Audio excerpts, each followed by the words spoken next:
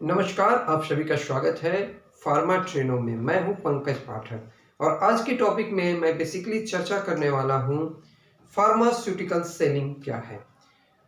Pharmaceutical selling, सबसे पहले हम जान लेते हैं कि फार्मास्यूटिकल सेलिंग है क्या। तो फार्मास्यूटिकल सेलिंग कंज्यूमर सेलिंग से बहुत ही ज़्यादा डिफरेंट है और फार्मास्यूटिकल सेलिंग के कुछ की पॉइंट्स जो होंगे उसी के बारे में मैं बताने वाला हूं।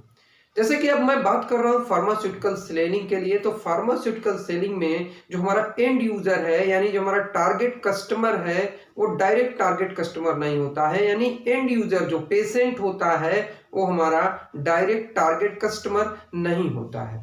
यानी हमारा जो एंड यूजर है जो हमारा प्रोडक्ट को मूल रूप से परचेज करता है वो हमारा टारगेट कस्टमर नहीं होता है और हमारा टारगेट कस्टमर कोई और होता है। तो जानते हैं ये टारगेट कस्टमर फार्मास्यूटिकल सेलिंग में होता कौन है जी। तो हमारे फार्मास्यूटिकल इंडस्ट्री में टारगेट कस्टमर की मैं बात करता हूं जब, तो हमारा टारगेट कस्टमर होता है डॉक्टर।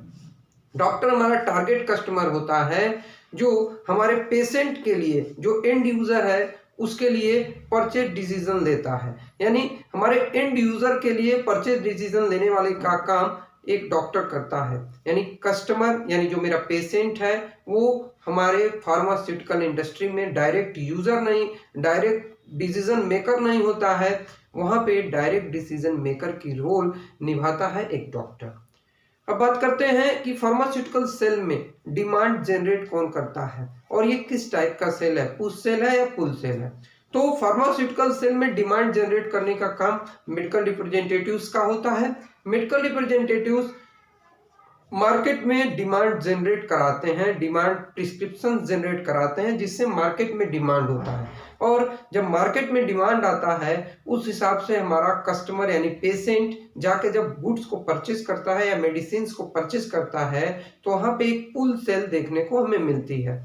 तो फार्मास्यूटिकल सेल जो है एक पुल सेल कैटेगरी में आता है। यहाँ पे जो सेलिंग होती है वो प्रिस्क्रिप्शन जनरेट होने के बाद मिलती है। तीसरी बात करता हूं, यहाँ पे डिस्ट्रीब्यूशन सर्विस जो है फार्मास्यूटिकल सेल में, वो सर्विस डिस्ट्रीब्यूशन की जो सर्विस है वो कंट्रोल की जाती है मेडिकल रिप्रेजेंटेटिव के द्वारा ही।